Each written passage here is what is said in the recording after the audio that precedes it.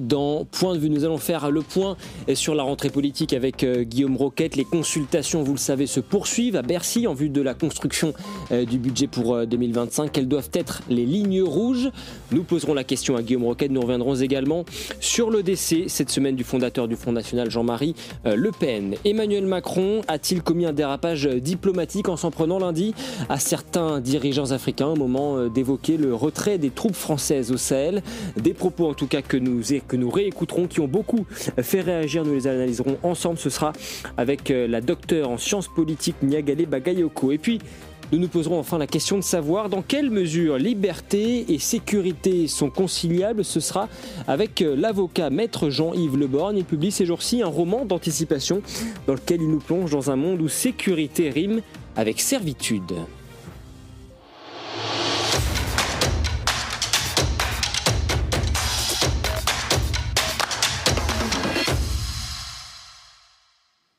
Bonjour Guillaume Roquette. Bonjour Timothée. Meilleurs vœux pour cette année qui débute. Bonne année, une année. Et à toute l'équipe de Point de Vue. Et à toute l'équipe de Point de Vue, c'est gentil. Merci beaucoup Guillaume. Année en tout cas qui s'annonce chargée pour l'équipe de Point de Vue, mais également pour vous, puis pour toutes les personnes qui gravitent autour du monde politique, avec ces consultations qui ont déjà débuté à Bercy, en vue donc de l'adoption du budget, de la construction déjà du budget pour 2025. Mardi prochain, François Bayrou doit prononcer son discours de politique générale à l'Assemblée nationale. On va y revenir. Quelques mots d'abord pour commencer, Guillaume, sur un événement qui évidemment a suscité énormément de réactions cette semaine, le décès du fondateur du Front National, Jean-Marie Le Pen. Depuis mardi, il y a un certain nombre de manifestations de joie qui se sont organisées spontanément dans plusieurs grandes villes de France, avec des slogans, des pancartes hostiles à Jean-Marie Le Pen, à son héritage. Qu'est-ce que tout cela vous a inspiré, Guillaume ? Une forme de dégoût. Je pense que c'est un des signes de l'époque de voir que le débat politique, l'affrontement des idées qui est sain, y compris d'ailleurs à travers des manifestations, se transforme en conflit de personnes, qui fait que même quand la personne en question est morte, on en vient à l'attaquer, ou, pour reprendre l'expression de Bruno Retailleau, à danser sur son cadavre. Et je pense que on voit à quel point le débat politique aujourd'hui n'a plus aucun frein, n'a plus aucune limite, et ce n'est pas un hasard si c'est la présidente du groupe LFI à l'Assemblée nationale, Mathilde Panot, qui a trouvé que c'était formidable. Enfin, elle l'a pas dit comme ça parce qu'elle n'a pas osé, mais ça revenait à ça. Elle a dit qu'elle n'était pas choquée effectivement par cette jeunesse qui, je la cite, continue d'emmerder le Front National. Ça vous a choqué, ces propos ? Oui, ça me choque parce que je trouve que, enfin, ça me choque. Non, il faut dire que ça m'a pas choqué. Quand j'ai vu ces images, je me suis dit, mais c'est terrible que ces gens n'aient plus aucune décence. D'abord, c'est choquant, je trouve, d'un point de vue moral. Il y a un respect qui doit s'exercer vis-à-vis des personnes qui sont mortes, et je crains malheureusement que ce soit une manifestation de l'absence de décence commune, comme disent les Américains, qui est un peu peut-être le signe d'une génération qui n'a plus vraiment été éduquée comme avaient pu être les précédentes. Et ce qui est frappant d'ailleurs, vous parlez de cette différence de génération, c'est que sur ces manifestations, sur ces images, ce sont quasi exclusivement des jeunes. Oui, je pense qu'en fait, c'est peut-être, et là on arrive sur le fond, leur dernière occasion de se réjouir, parce qu'ils perdent, ces gens d'extrême gauche, ils perdent avec Jean-Marie Le Pen leur meilleur ennemi. C'est-à-dire qu'ils font ça place de la République, en évoquant les grandes manifestations passées qui ont pu s'y dérouler. Mais voilà, Jean-Marie Le Pen est mort, et c'était un homme qui était contestable à bien des égards, et qui pouvait légitimement faire l'objet d'opposition et de réticences fortes. Mais voilà, il n'est plus là, donc ça va être plus difficile d'avoir la même attitude vis-à-vis de sa fille, je pense. Mais alors effectivement, Guillaume, sur Jean-Marie Le Pen, ça pose quand même la question de son héritage. Que vont retenir les Français? Que retiendra l'histoire de son action? Celle d'un tribun, celle d'un homme qui a su s'agréger des millions d'électeurs, ou bien celle d'un provocateur, d'un homme qui avait le goût du scandale, qui a eu des propos antisémites? Alors, bien sûr les deux. Et il y avait à la fois le côté assez visionnaire de Jean-Marie Le Pen, qui le premier s'est saisi de ces thèmes qui aujourd'hui sont omniprésents dans le débat public, qu'il s'agisse de l'immigration ou de l'islam politique. Et puis il y avait en même temps ce Jean-Marie Le Pen provocateur, parfois insupportablement antisémite, avec des déclarations qui n'étaient pas admissibles. On a beaucoup glosé en disant, mais est-ce que finalement Jean-Marie Le Pen n'a pas fait échouer ses idées par ses outrances? Si on regarde les choses de façon objective, on s'aperçoit que certes, le Rassemblement national, qui est l'héritier du parti qu'il a fondé, est le premier parti de France, mais qu'il est totalement à l'écart du pouvoir, alors que ses idées sur ces sujets régaliens sont désormais au gouvernement, en Italie, en Autriche, voire aux États-Unis avec Trump. Donc je pense que c'est un échec objectif. Après, moi, je me pose la question, comme tout le monde, pourquoi est-ce que Jean-Marie Le Pen faisait ça? D'abord, je crains malheureusement que, pour ce qui était de l'antisémitisme, il n'ait pas eu beaucoup à se forcer, mais je pense aussi que ce n'était pas une forme de peur d'arriver au pouvoir. C'est vrai que c'est une question qu'on se pose souvent. Est-ce qu'il avait au fond vraiment envie du pouvoir? Parce qu'effectivement, on se dit, c'est pas possible d'être aussi outrancier. Idiot. Oui, outrancier d'abord sur le fond, et en plus aussi contre-productif. C'est-à-dire de faire ces déclarations qui le rendaient absolument inapte moralement à exercer des responsabilités. Vous pensez qu'il avait peur du pouvoir, Jean-Marie Le Pen? Je n'en sais rien. Moi, je l'ai jamais rencontré, donc je n'ai pas d'idée là-dessus.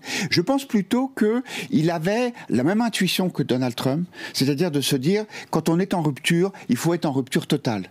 Et moi, vous savez, on a commémoré, entre guillemets, l'anniversaire de la prise du Capitole en janvier, donc c'était en 2021.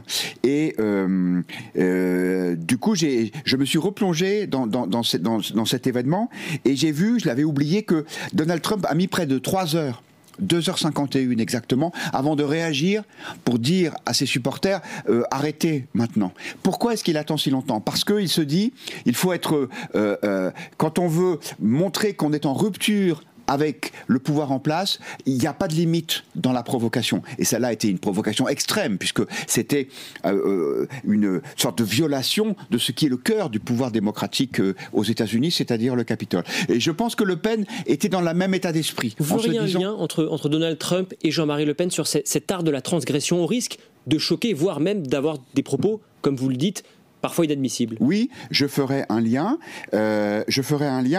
Et il y a une différence, c'est que Trump est arrivé au pouvoir et que ni Jean-Marie Le Pen, ni son parti, n'y sont parvenus. Pourquoi? Parce qu'il y a une différence essentielle entre les deux, c'est que Donald Trump, avant de se lancer dans cette surenchère, a d'abord pris le contrôle d'un des partis dominants des États-Unis, le Parti républicain, et donc c'était en quelque sorte, il avait en quelque sorte assuré ses arrières, si vous voulez. Or, Jean-Marie Le Pen, lui, était dans un parti marginal, le Front National, quand il l'a créé, c'était rien.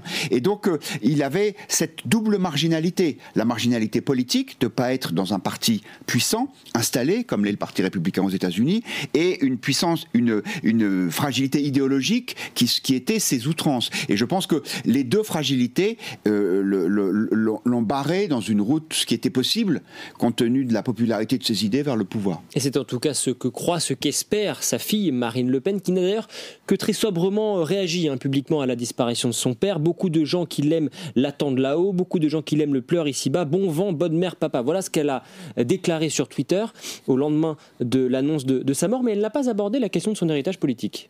Non, parce que je pense que cette question-là, elle a été réglée lorsque Marine Le Pen, je crois que c'était en 2015, a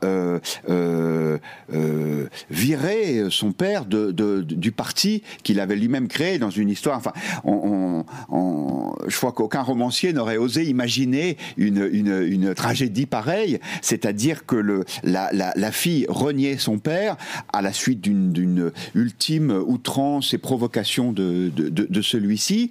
Et sans doute qu'il fallait que les choses se passent de cette façon, c'est-à-dire il fallait que Marine Le Pen rompe avec le politique Jean-Marie Le Pen pour pouvoir se réconcilier avec son père.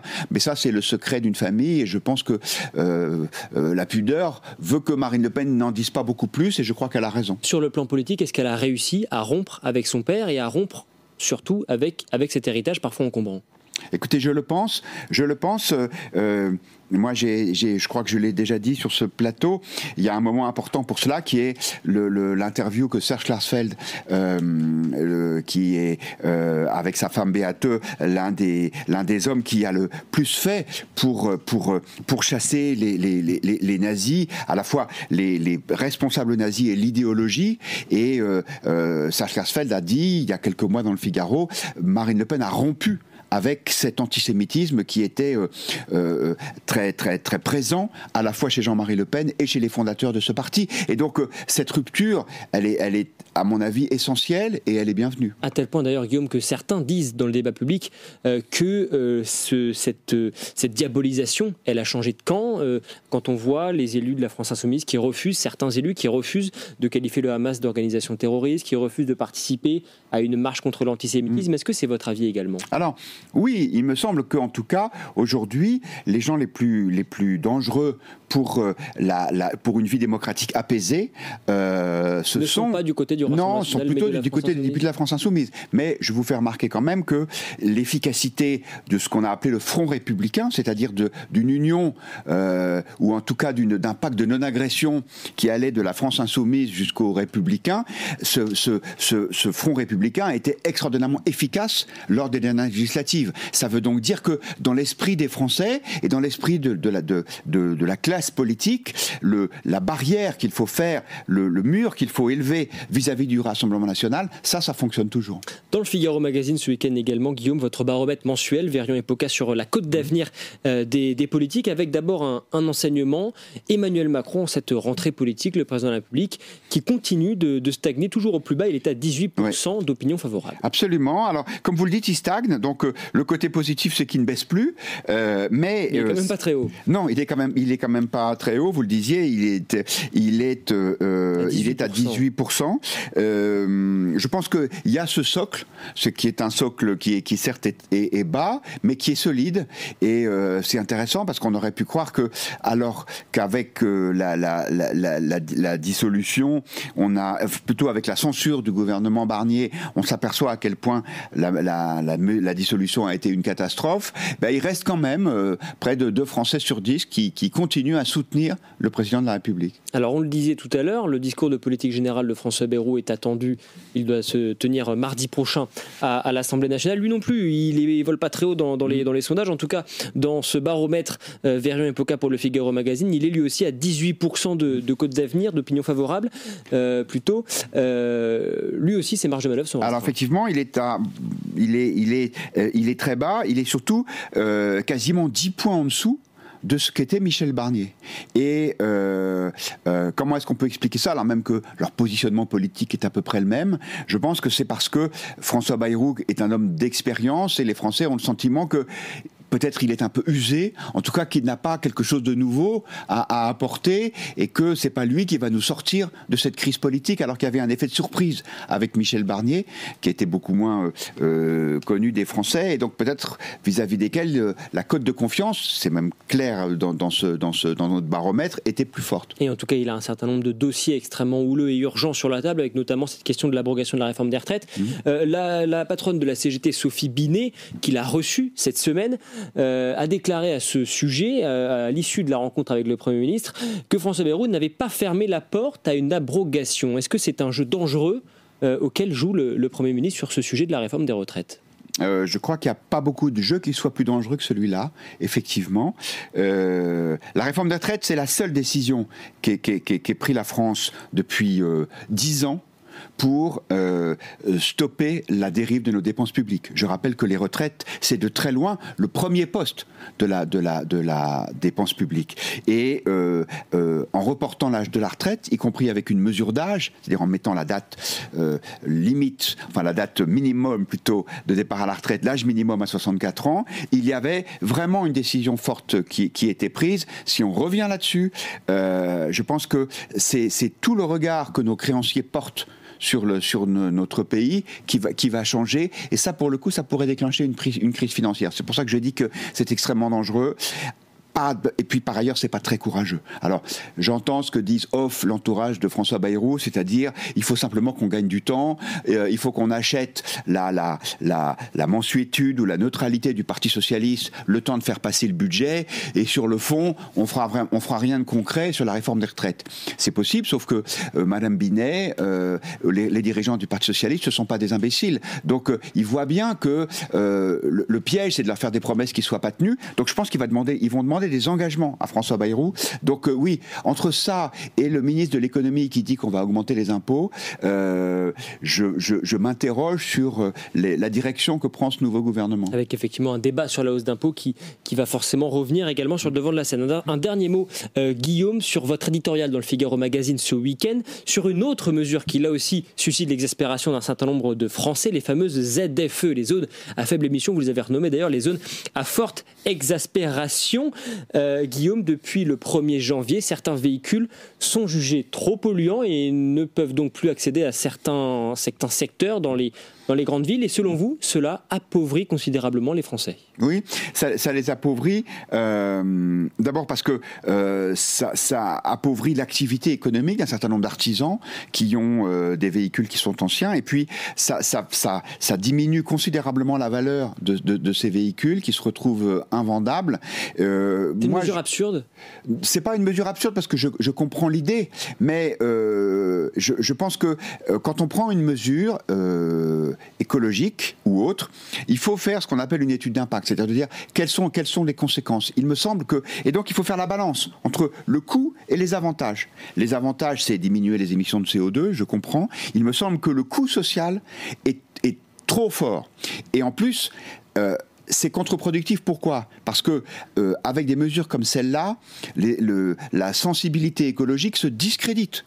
Et les idées des écologistes, y compris quand, à juste titre, ils s'inquiètent du réchauffement climatique, eh bien, les Français vont balayer ça. Et donc, je pense que c'est une erreur, oui. Merci beaucoup, Guillaume Roquette, en couverture du Figaro Magazine ce week-end. Jean-Marie Le Pen, l'histoire d'un tribun, avec notamment cette interview du politologue Jérôme Jaffré. Le débat du FIGMAG également à retrouver, Olivier Babot, Denis Oliven, qui se pose la question de savoir si les Français ne seraient-ils pas un petit peu trop paresseux. Réponse dans le Figaro Magazine. Et puis ce reportage également de vos envoyés spéciaux en Inde, dans la très dynamique ville de Bombay, c'est à retrouver en kiosque. On va parler d'Afrique à présent et de ces propos tenus par Emmanuel Macron lundi dans un discours devant les ambassadeurs français réunis à l'Elysée. Je crois qu'on a oublié de nous dire merci, c'est pas grave, ça viendra avec le temps, a notamment déclaré le chef de l'État en évoquant le retrait des forces françaises au Sahel. Je rappelle que 58 soldats français ont péri au cours d'une décennie d'intervention contre l'expansion du terrorisme dans cette zone. Une sortie du chef de l'État qui a beaucoup fait réagir. On l'écoute et on en parle dans un instant avec la spécialiste de l'Afrique, Niagalé Bagayoko. Nous avions une relation sécuritaire. Elle était de deux natures en vérité. Il y a une partie, c'était notre engagement contre le terrorisme depuis 2013. On avait raison. Je crois qu'on a oublié de nous dire merci. C'est pas grave, ça viendra avec le temps. L'ingratitude, je suis bien placé pour le savoir, c'est une maladie non transmissible à l'homme. Mais je le dis pour tous les gouvernants africains qui n'ont pas eu le courage, vis-à-vis de leurs opinions publiques, de le porter, aucun d'entre eux ne serait aujourd'hui avec un pays souverain si l'armée française ne s'était pas déployée dans cette région. Bonjour Niagalé Bagayoko. Bonjour. Bonjour et bienvenue. Soyez la bienvenue sur ce plateau de Point de vue, docteur en sciences politiques, enseignante à Sciences Po, présidente de l'African Security Sector Network. Alors, cette sortie d'Emmanuel Macron que nous venons de réécouter ensemble, elle a suscité beaucoup de réactions, notamment dans les pays africains, les pays qui se sont sentis visés. Le président tchadien, Idriss Déby, qui a dénoncé des propos qui frisent le mépris, même son de cloche, chez son homologue sénégalais, le Premier ministre Ousmane Sonko. D'abord, comment analysez-vous cette déclaration du chef de l'État ? Est-ce que c'est une maladresse ou bien un coup de pression diplomatique ? Moi, je pense que c'est une maladresse. Et d'ailleurs, les clarifications que l'on entend de la part de l'entourage du président qui indiquent que seulement les pays du Sahel central étaient visés par ces propos, oui, parce qu'on précise qu'il y a eu un dérapage. Effectivement, on précise qu'Emmanuel Macron ne cite aucun pays nommément dans cet extrait. Qu'est-ce qu'il cherche à faire, Emmanuel Macron, quand il dit cela ? Alors, ce qui est important, c'est qu'en effet, je pense qu'il a voulu, sans doute par manque de temps, amalgamer des situations qui sont très différentes. Il y a d'une part le message qu'il entend faire passer aux régimes militaires qui sont désormais au pouvoir au Mali, au Burkina Faso et au Niger, et avec lesquels il y a un grand contentieux sur lequel nous pourrons éventuellement venir. Et d'autre part, il s'est adressé, à mon avis de manière tout aussi maladroite, aux pays dont il a été décidé que les forces françaises devraient quitter le territoire à l'initiative des pays eux-mêmes, en l'occurrence le Sénégal et le Tchad, le cas de la Côte d'Ivoire étant différent, et du Gabon également, et c'est là que se situe le contentieux. Et il y a un débat d'ailleurs sur cette question, parce que c'est ce qu'affirment effectivement les représentants de ces pays, présidents, premiers ministres, qui affirment que c'est eux, à leur initiative, que les troupes françaises se sont retirées. C'est pas vraiment ce que dit le Quai d'Orsay. Alors, il est très clairement établi, si l'on reprend le déroulement des faits, que le voyer spécial pour le président de la République, Jean-Marie Bockel, chargé de la redéfinition du dispositif militaire français en Afrique, a annoncé que des forces françaises resteraient stationnées avec des effectifs réduits, aussi bien au Sénégal qu'au Tchad, qu'en Côte d'Ivoire et qu'au Gabon. Et le lendemain, le Sénégal d'abord, puis le Tchad ensuite, ont fait savoir que ça ne serait pas le cas. Donc, il apparaît très clairement que la décision est en effet venue de ces deux pays-là. En revanche, des accords ont manifestement été passés avec le Gabon et la Côte d'Ivoire pour que quelques personnels français restent sur place, mais avec des missions différenciées. Ce que dit le Quai d'Orsay, c'est que dans certains cas, en réalité, on a laissé la primeur de l'annonce à certains pays, mais en fait c'était une décision concertée. Bon, en tous les cas, on voit bien que les versions ne coïncident pas complètement. Ce qui est certain, c'est qu'il y a un bras de fer diplomatique qui s'est installé clairement. Alors, ce n'est pas seulement le Quai d'Orsay qui tient ces propos, puisque le président Macron lui-même a indiqué que la France était polie et avait donc laissé l'initiative de l'annonce aux pays concernés. Avec effectivement une divergence de point de vue. Alors, une divergence de la part du Tchad et du Sénégal, comme je vous l'ai indiqué, la version de ces pays-là est quand même beaucoup plus crédible. En revanche, pour ce qui concerne la Côte d'Ivoire, dont le président Alassane Ouattara a en effet annoncé il y a une dizaine de jours la fermeture de la principale base militaire française, c'est en effet ce qui semble s'être produit. Mais quand même, quelle absence d'élégance. Le mépris est quand même indéniable lorsque l'on a besoin d'indiquer que l'on est poli et que l'on laisse gentiment, je dirais, les pays africains annoncer des choses qui sont décidées à Paris. Vous avez été surprise par cette liberté de ton d'Emmanuel Macron ? Non, pas surprise, parce que le président français est particulièrement coutumier de ce type de déclaration, particulièrement en Afrique, et malheureusement, c'est quelque chose qui a beaucoup contribué au recul de l'influence et de la présence française sur le continent. Autre question, Niagale Bagayoko, une question que se posent certains Français. Emmanuel Macron a-t-il vraiment tort sur le fond de taper du poing sur la table ? Certains disent... Oui, c'est dit de manière un petit peu brutale, mais il y a quand même un peu de fond de vérité. Quand on pense par exemple aux 58 militaires français qui ont péri, qui ont perdu la vie au Sahel ces 10 dernières années, quand on pense à l'investissement financier également que cela représente depuis le lancement de l'opération Serval en 2013, et quand on voit la manière dont les Français doivent aujourd'hui quitter le territoire, certains se disent oui, c'est vrai qu'on est un peu, pour reprendre l'expression d'un diplomate, les dindons de la farce. Alors, je pense que la situation est quand même beaucoup plus complexe. Là aussi, je pense qu'il faut revenir à l'historique exact. Là où le président français a raison, c'est que c'est en effet la France qui a commencé par annoncer qu'elle allait rétracter son dispositif déployé dans le cadre de l'opération militaire Barkhane, et cela après le deuxième coup d'État au Mali, parce qu'il faut quand même rappeler que le président français s'est dans un premier temps réjoui de l'arrivée au pouvoir des militaires après le premier coup d'État, en estimant que les autorités étaient sans doute beaucoup plus enclines à coopérer que leurs prédécesseurs civils. Par contre, là où il est compliqué de trancher, c'est qu'en effet, il y a eu d'importantes pertes françaises, mais qui sont quand même, et on y reviendra sans doute, beaucoup plus limitées que ce qu'essuient, par exemple, les Russes aujourd'hui dans le pays. Donc il faut saluer la mémoire des soldats français, mais souligner que les pertes ont été tout à fait gérées de manière très professionnelle par l'armée française. En revanche, les résultats qui ont été obtenus sont absolument minimes en réalité. C'est-à-dire qu'il y a un échec collectif à la fois des partenaires internationaux, quels qu'ils soient bilatéraux, occidentaux ou non, multilatéraux ou même africains, à faire face au type d'insécurité qui d'ailleurs ne peut pas être uniquement réduit à la menace djihadiste. Un échec collectif, un échec d'Emmanuel Macron lui-même ?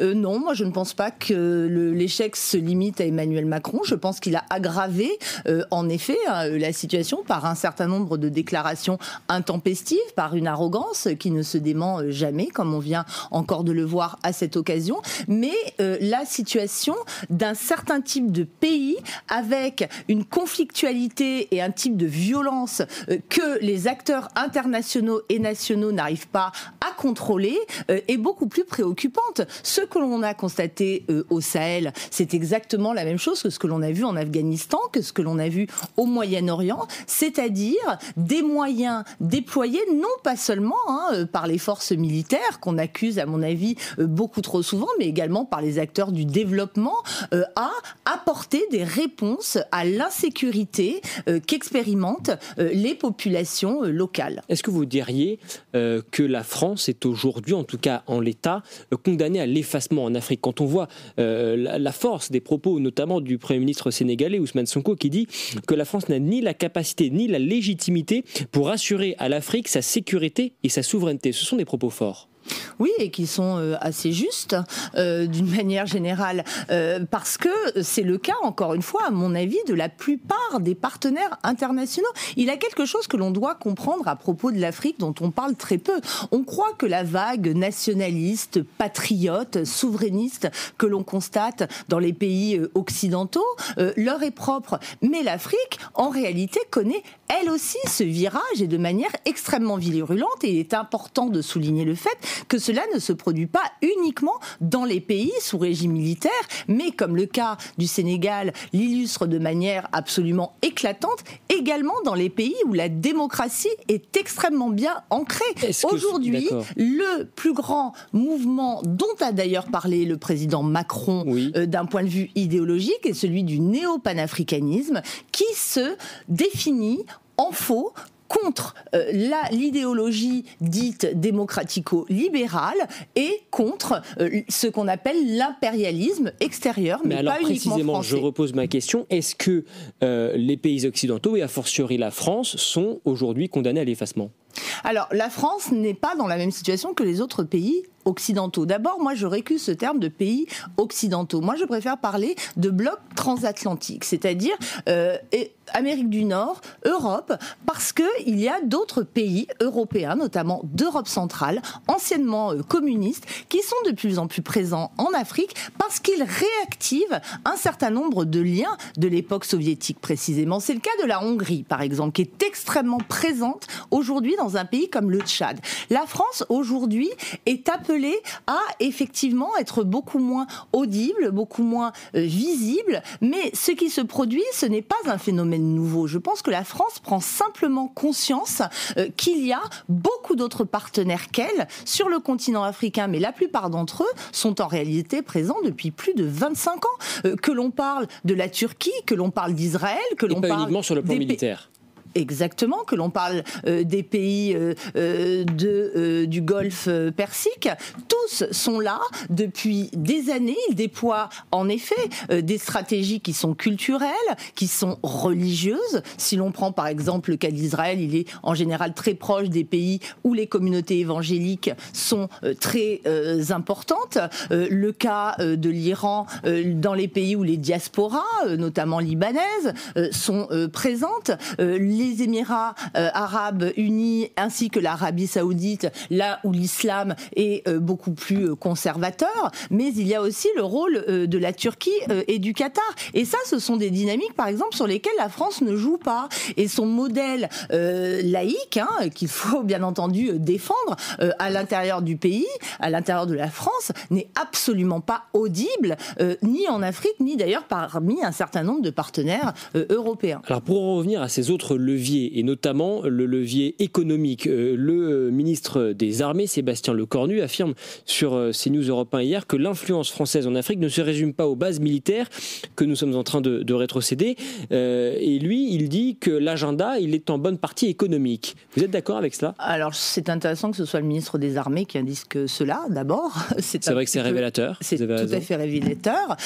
Et d'autre part, ça, c'est un discours que l'on entend depuis des décennies en réalité, selon laquelle la France est beaucoup plus présente économiquement dans les pays non francophones que dans les pays francophones où, en effet, je doute de la réalité des intérêts économiques. Et en réalité, l'une des grandes difficultés à laquelle on s'est heurté au Sahel, c'est l'absence de capacité à définir des intérêts. Il n'y avait pas d'intérêt économique, quoi qu'on en dise, avec des théories complotistes selon laquelle la France serait dans ces pays-là pour en exploiter les ressources naturelles. Je ne suis absolument pas partisane de ce type d'analyse, mais il n'y avait pas non plus de ressortissants particulièrement nombreux. En fait, la France était là pour défendre son rang, et c'est en réalité de ça qu'il s'agit. C'est donc une erreur, l'erreur d'avoir eu une présence trop militarisée, selon vous ? Pas uniquement militarisée de manière, à mon avis, beaucoup trop présomptueuse. C'est-à-dire que la menace, ou les menaces plus exactement, qu'il s'agit de contenir, on parle beaucoup évidemment des groupes djihadistes, mais si on voit la multiplication des groupes d'autodéfense, etc., de la criminalité organisée qui ne doit pas être confondue avec le djihadisme, les moyens déployés n'étaient à l'évidence absolument pas adaptés. Et la façon dont on a affirmé de manière très péremptoire qu'on allait éradiquer le terrorisme a nui à la confiance et a provoqué un scepticisme, puis un rejet parmi les opinions publiques africaines. Ça aboutit effectivement à la situation de rejet que nous connaissons aujourd'hui. Vous avez évoqué les autres pays qui exercent une influence grandissante en Afrique. Quelle alternative devons-nous aujourd'hui, la France, proposer, selon vous, face à la montée en puissance de la Chine, la Russie ou l'Iran, pour ne citer qu'eux ? Alors moi, je pense que d'abord, il faut considérer que les Africains ne sont pas des marionnettes, que ce ne sont pas des jouets aux mains des puissances extérieures, et c'est ça le phénomène qui est en train de s'affirmer. Il y a une guerre d'influence malgré tout sur le continent. Mais il y a des guerres d'influence partout dans le monde, en réalité, vous le savez aussi bien que moi. Donc, ce dont on s'aperçoit en Afrique aujourd'hui, c'est que les possibilités de partenariat sont absolument multiples et qu'elles ont été tissées depuis un grand nombre d'années. Donc elles sont solides. Donc il appartient à chaque État de pouvoir démontrer sa propre valeur ajoutée dans cet environnement. Mais ce qui est certain, c'est qu'aujourd'hui, les États africains semblent décidés à faire valoir avant tout leurs propres intérêts plutôt qu'à s'inscrire dans des alliances traditionnelles ou dans des allégeances comme ils ont pu le faire jusqu'à aujourd'hui. Donc je ne pense pas qu'il faille avant tout considérer l'Afrique comme un champ de rivalité, mais plutôt essayer de s'insérer en comprenant les dynamiques locales, parce que c'est ça qui permettra aux différents acteurs de s'insérer de manière beaucoup plus durable dans les différents environnements. Et dans cette réinvention quelque part de notre diplomatie en Afrique, est-ce que la France a, selon vous, les moyens d'agir seule ? Alors, s'il y a un échec, un autre, dans la politique qui a été menée au cours des dernières années, c'est celui de la multilatéralisation qui, d'une part, n'a pas marché sur le plan africain, puisqu'il y a eu ces tentatives, notamment de créer ce fameux G5 Sahel et de travailler avec des coalitions africaines, mais il y a eu aussi un échec de l'européanisation. Aujourd'hui, la plupart des partenaires européens entendent agir seuls ou hors hors pilotage de la France sur le continent. C'est très clair du côté des Allemands, c'est encore plus clair du côté des Italiens, par exemple, qui sont, eux, de plus en plus présents sur le continent, notamment par rapport à cette question des migrations.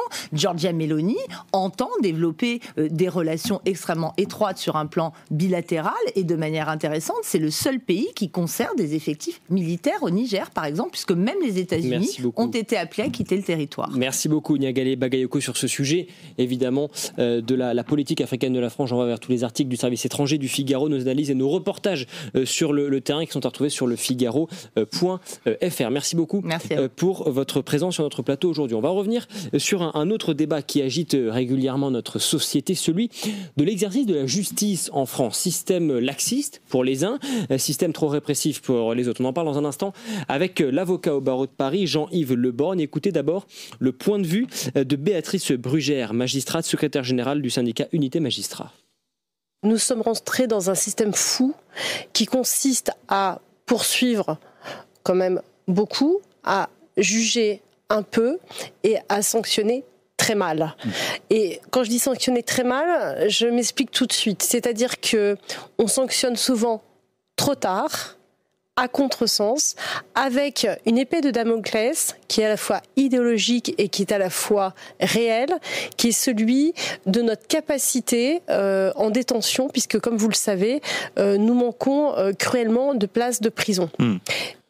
Bonjour maître Jean-Yves Le Borgne. Bonjour. Merci beaucoup d'être avec nous. Vous êtes avocat pénaliste, ancien bâtonnier de Paris, avocat reconnu, auteur de plusieurs ouvrages sur l'institution judiciaire, sur les rapports qu'elle entretient avec le monde politique, sur les outils également qui sont à sa disposition. Et c'est lié évidemment avec le livre que vous publiez en cette rentrée littéraire, un roman, votre premier roman d'adaptation que voici, Coupable Liberté aux éditions Fayard. On va en parler en détail. Évidemment, d'abord quelques mots sur un procès très important qui se déroule, qui a débuté lundi devant le tribunal correctionnel de Paris, celui du financement libyen présumé de la campagne de Nicolas Sarkozy en 2007. 12 prévenus dans cette affaire, dont l'ancien chef de l'État et également votre client Éric Woerth, qui est jugé pour complicité de financement illégal de campagne électorale. Il était en 2007 président de l'association de financement de campagne de Nicolas Sarkozy.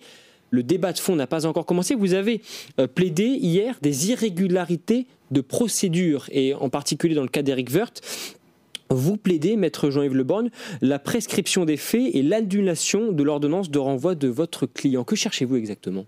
Nous sommes nombreux dans cette affaire à poser des problèmes juridiques.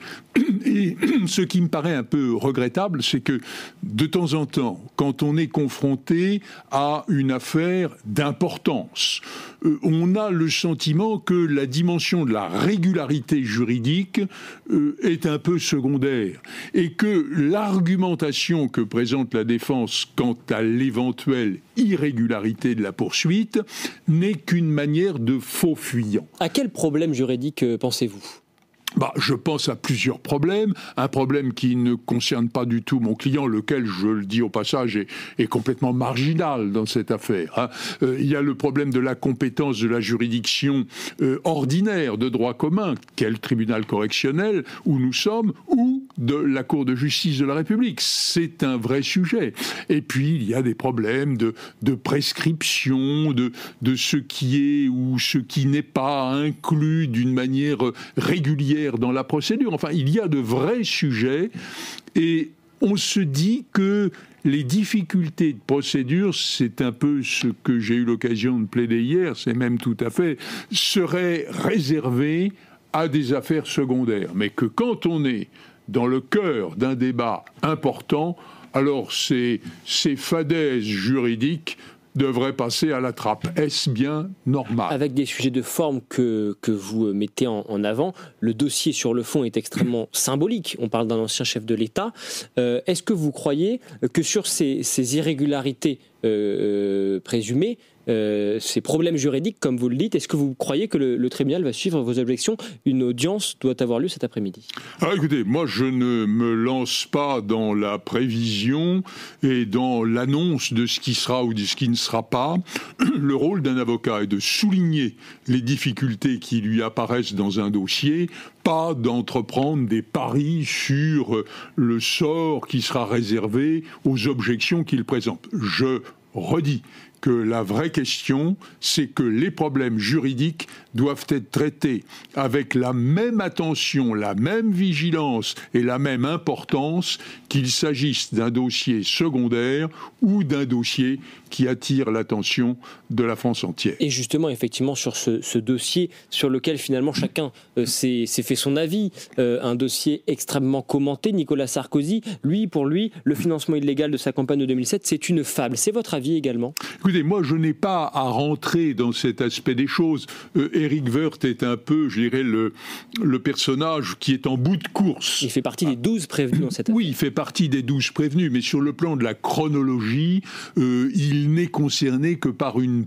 parenthèse, dont il reconnaît d'ailleurs la matérialité pour une somme tout à fait dérisoire par rapport à ce qu'est l'économie globale d'une campagne présidentielle.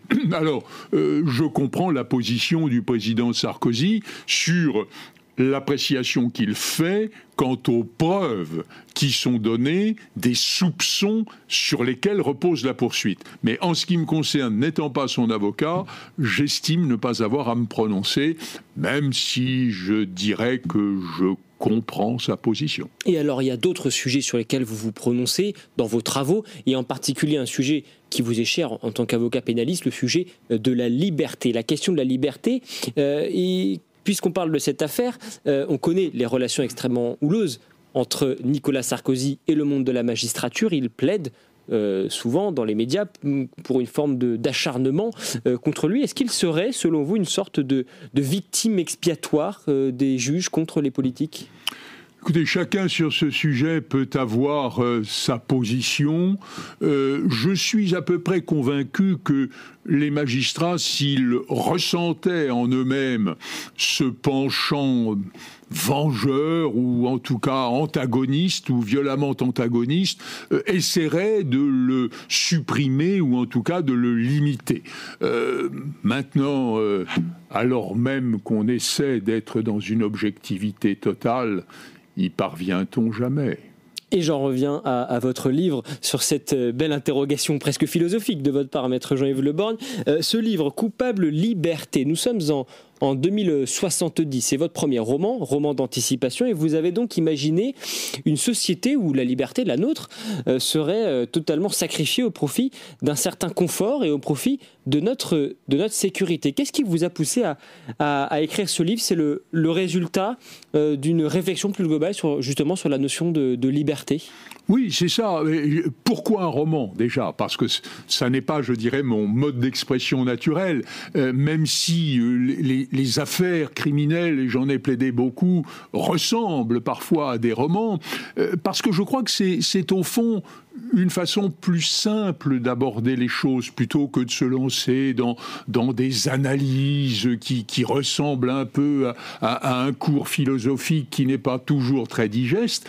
La vraie question, c'est que je pense que nous avons aujourd'hui une sorte de penchant naturel à la tranquillité, à l'ordre, à ce que rien ne bouge, que rien ne vienne troubler cette vie paisible à laquelle on aspire. Et alors ? Quitte à nous asseoir sur un certain nombre de libertés, justement. Mais bien entendu, parce que si l'on est favorable à un ordre un peu immuable, celui qui garantirait justement cette illusion, en tout cas cette idée du confort, toute nouveauté, toute originalité apparaît comme un usage de la liberté qui trouble cet ordre. Et c'est un peu à cette société-là que je fais référence dans l'hypothèse de ce qui pourrait arriver dans 40 ou 50 ans, où ce serait instauré une société où tout ce qui trouble l'ordre aurait été effacé. Pas de voyage excessif. Chacun trouve chez soi ce qu'il y a. Donc l'idée que l'herbe soit plus verte ailleurs a complètement disparu. Pas de foi dans quelque chose de sacré, car ce sacré-là, à connotation religieuse, va entraîner l'idée qu'il y a celui qui ne croit pas comme moi, celui qui est le mécréant, celui qui serait l'ennemi, ce qui créerait donc une forme d'antagonisme dont on a peur. Rien qui bouge, rien qui permette le trouble, une sorte de pesanteur qu'on appellerait le bonheur, mais qui ressemblerait à une uniforme tristesse. Un monde dans lequel la liberté ne serait plus la règle, et c'est d'ailleurs le titre qui n'est pas choisi au hasard, Coupable, liberté, la règle, ce serait le contrôle, le soupçon même permanent. Mais absolument, car au fond, aujourd'hui on soupçonne souvent, mais on soupçonne quoi? Le délit, le crime, ce qui est illégal, ce qui est contraire ou simplement contraire à la morale. Et là, dans cette évolution, je pense qu'on pourrait surveiller toute anomalie, tout comportement, j'allais dire déviant. Mais finalement, celui qui a une idée originale est un déviant. Celui qui va apporter une perspective qui était imprévue est un déviant. La liberté est une manière, je dirais, traditionnelle et presque systématique de troubler l'ordre. Or, si l'on préfère l'ordre, un ordre absolu et tranquille, quelque chose qui ressemble presque à la mort, il ne faut que rien ne vienne le troubler. Est-ce qu'il y a dans ces éléments que vous décrivez et que vous détaillez dans ce livre qui est un roman, est-ce qu'il y a des éléments que l'on trouve déjà dans notre société aujourd'hui? Est-ce qu'il y a des événements auxquels vous pensez lorsque vous dites cela? Oui, je pense qu'il y a dans un certain nombre de circonstances que j'évoque qui constituent l'élément romanesque, des choses qui sont en tout cas potentiellement, au minimum, dans notre société. Le héros du roman, Théo, veut à un moment, pour des raisons qui sont assez simples et assez faibles, d'ailleurs il a besoin de s'aérer, il veut partir un peu à la campagne, à 200 ou 300 kilomètres de Paris, mais il y a des restrictions au voyage et il ne pourra pas finalement partir d'une manière officielle car il n'y est pas autorisé. Et aujourd'hui, vous avez potentiellement seulement, c'est vrai, mais des restrictions au voyage. Comment? Vous allez prendre l'avion pour vos vacances et vous avez pensé au problème du carbone qui correspond à votre bronzage au retour? Ça n'est pas coercitif. Ce n'est pas encore coercitif. Ce que vous cherchez à faire dans ce livre, c'est de pointer du doigt un risque peut-être qui nous attend? Je pense qu'il faut, pour qu'une société avance, pour que le progrès ne soit pas nécessairement quelque chose qui fait peur. Il faut que la nouveauté, que la liberté, que l'originalité n'apparaissent pas comme ennemis. Il faut que la tranquillité dont nous avons tous besoin, car il n'y a pas de vie possible sans un minimum de paix autour de soi, mais il faut que ce ne soit pas un idéal. La paix absolue, c'est une forme de sommeil. Le trouble qui de temps en temps va nous envahir, c'est celui qui permet la création, c'est celui qui est généré par mon goût pour la liberté. Ce qui est saisissant, maître Jean-Yves Lebrun, quand on lit votre livre, c'est que votre personnage principal, Théo, à l'origine, en tout cas, ces restrictions de liberté, il y consent totalement.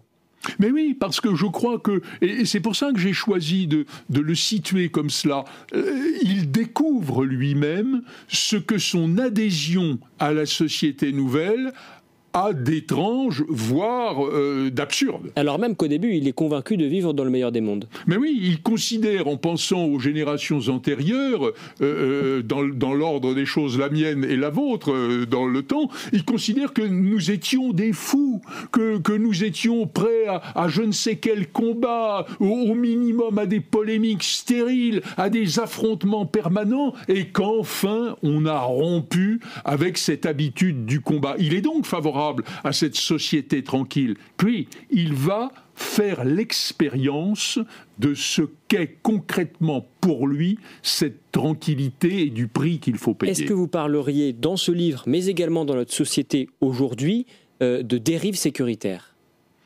Je n'irai pas jusqu'à la dérive sécuritaire, parce que là vous avez une connotation, je dirais, policière ou judiciaire, et les deux, en fait, ce n'est pas à ça que je fais référence. C'est à cette pente sur laquelle nous pourrions glisser, qui consisterait à ce que l'aventure créatrice soit au fond connotée criminelle, alors que la tranquillité du monde où il ne se passe rien deviendrait un idéal. Je vous pose cette question parce que dans toutes les enquêtes d'opinion, quand on interroge les Français, qu'on analyse cela, on voit que l'impératif de sécurité, il est toujours systématiquement tout en haut des préoccupations des Français. Est-ce qu'aujourd'hui, ça n'est pas justement ce qu'attendent les Français, de la sécurité, de l'ordre, quitte peut-être effectivement à ce que cela se fasse parfois au détriment d'un certain nombre de libertés, des restrictions consenties. Mais je pense qu'on peut comprendre, admettre et voire d'ailleurs soutenir cette impulsion de nos compatriotes pour une société tranquille. Lorsqu'on parle de sécurité, c'est une manière de s'opposer à ce qui est agression, brutalité, à ce qui est finalement une manière de rendre la vie quotidienne insupportable. Et je comprends et j'adhère, comme Théo, à cette vision d'une société idéale. Mais la crainte sur laquelle je voudrais mettre le projecteur, la crainte, c'est que parce que précisément on veut gommer toute agression, et on a raison, entre l'agression physique dans la rue ou dans le métro, qui est insupportable, et l'agression mentale que représente une idée nouvelle ou un comportement un peu original, attention à ne pas tout mettre dans le même sac et à considérer que ce qui est grave et ce qu'il faut interdire, c'est tout ce qui bouge. Mais alors justement, dans l'esprit d'un certain nombre de Français aujourd'hui, on entend souvent des débats sur notamment la notion de laxisme judiciaire. Et nous entendions tout à l'heure la magistrate Béatrice Brugère qui, elle, est bien réfuté ces accusations. N'y a-t-il pas malgré tout, dans cette ode à la liberté, un risque, effectivement, de laxisme judiciaire? Écoutez, j'ai une certaine expérience du monde judiciaire, surtout en matière pénale. Je ne dis plus, vous savez, c'est comme les vieilles coquettes, je ne dis plus depuis combien de temps j'exerce ce métier, mais ça fait très très longtemps. Et vous êtes en tout cas un avocat reconnu, c'est pour ça qu'on est ravis de vous avoir aujourd'hui, d'entendre votre point de vue. Merci, mais je veux dire, je n'ai jamais expérimenté de laxisme judiciaire. Je dirais même que si l'on compare les peines qui sont prononcées aujourd'hui avec celles qui pouvaient l'être, pour des faits identiques, bien sûr, sinon ça n'aurait pas de sens, il y a 30 ans, on est presque au double. C'est dire qu'on est loin du laxisme. Mais ça veut dire que quand les Français disent on n'est pas suffisamment sévère, notamment avec ceux qui tiennent des discours de haine, avec des agresseurs, des potentiels agresseurs, des profils à risque, vous dites les Français ont tort de considérer que la justice n'est pas suffisamment sévère avec ces personnages-là ? Je pense que les Français ont tort. La justice est un monde méconnu. En revanche, ils ont raison en ce sens que ce que l'on peut dire, c'est que la réponse apportée n'est peut-être pas adaptée. Mais là, nous partirions sur un autre sujet qui m'intéresse beaucoup, mais qui n'a pas grand-chose à voir avec le livre. Et vous reviendrez nous en parler. Avec grand plaisir. Puisque cette émission touche à sa fin, très rapidement. Il faut qu'il y ait une réponse qui correspondent à l'anomalie. Et ça n'est peut-être pas le cas aujourd'hui dans les textes. Merci beaucoup, maître Jean-Yves Leborne. Coupable liberté, le fruit de vos nombreuses années de réflexion sur cette question, effectivement, de la liberté, de la justice et des dérives également possibles dans une société hyper contrôlée. Merci beaucoup pour votre présence sur notre plateau aujourd'hui. C'est la fin de cette émission. Merci à vous de nous avoir suivis. Je vous souhaite une excellente après-midi sur Le Figaro TV.